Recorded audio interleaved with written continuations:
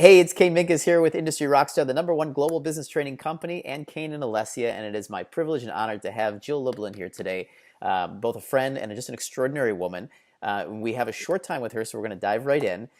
Jill's expertise in the world, and the reason I wanted you to hear from her is that she is extraordinary with both publicity and publishing, two things that are just, I mean, hands down critical for business owners, experts, anybody in a space where you have to generate your own visibility and raise your credibility and bring in your own customers.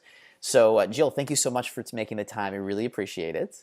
I'm delighted to be here. Thank you. You got it. And so let me give you a quick intro on who Jill is, why you should be listening to her, and then we're going to just dive into what are her strategies and techniques that she does with her clients and her students, because she teaches all over the world and she works privately with people. So here's who Jill is.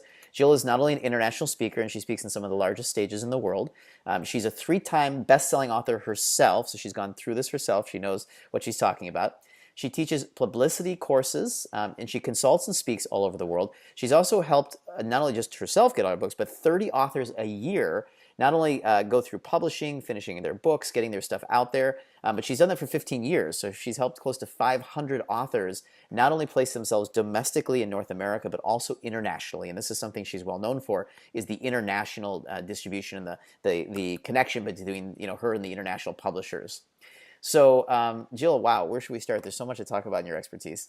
Why don't we start with, I'd like to pick it up where, so a lot of our students, our clients, and our business owners that we train, they either have written a book or they're on the path, they're writing a book, and they get it, they know what to do. But what do they do when they get the book done? What's some of the publicity? What's some of the publishing steps? What do they do? Let's take it from there. Well, first of all, I just say congratulations and yoo-hoo for getting a book done. There's a joke in my industry that it takes a village to write a book and multiple villages to promote it. So one thing I really recommend is that you start your publicity way before the book is published. Did Yeah, we hear that? Way before the book is published. yeah, So I like to think in 3, 6, and 9 month increments. okay. And before your book comes out, I want you thinking about publicity and taking real steps literally 9 months before. And I'm going to tell you, not only have my clients gotten in, but I actually got in Entrepreneur Magazine, Inc. Magazine, Costco Magazine, and so many others because of this particular strategy.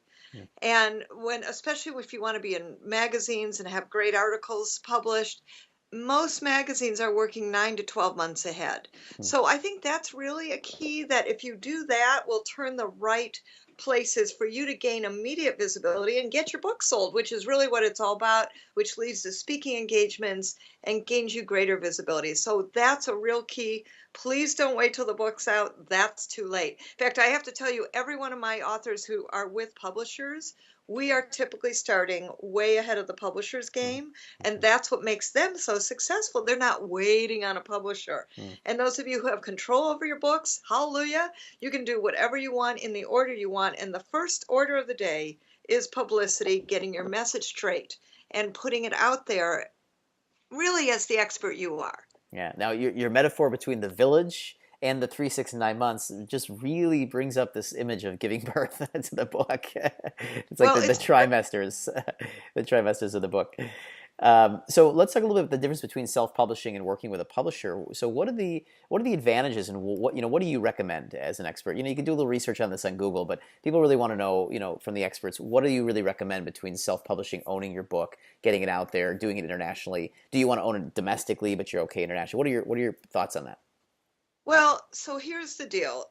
If you publish your own book, you are in the book business and you need a team to support you. You need publicity, you need distribution.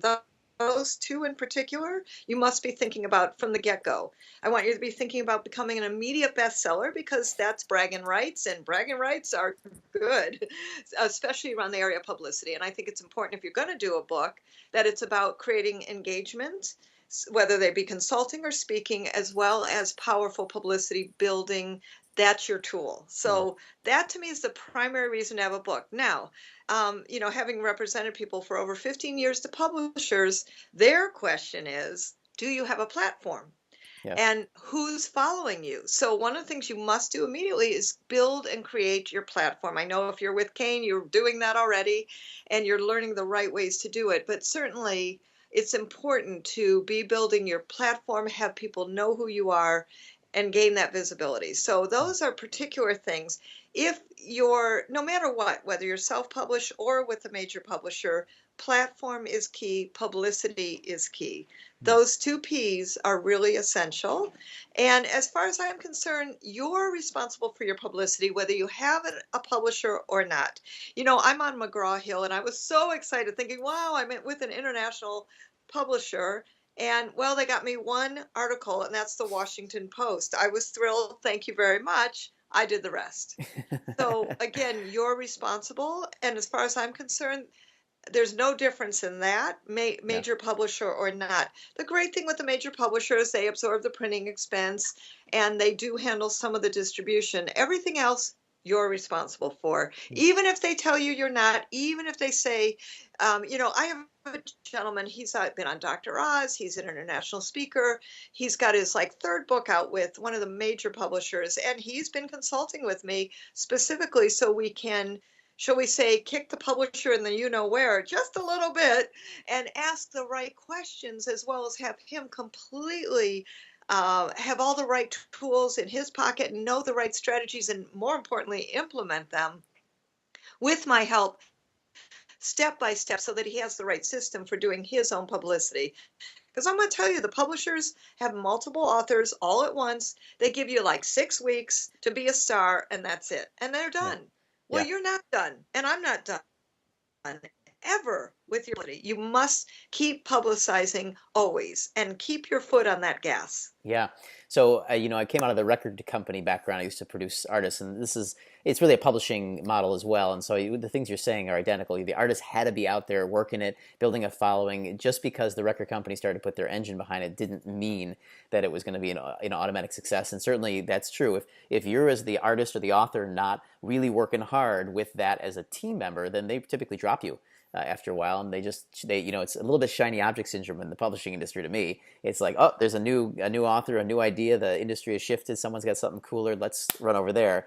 Because it's a little bit like a venture capital model in the record industry. I'm guessing it's similar in the publishing, which is that they're investing in all these authors to see who's going to really actually hit and who's going to be their superstar, and then they put their attention behind that superstar.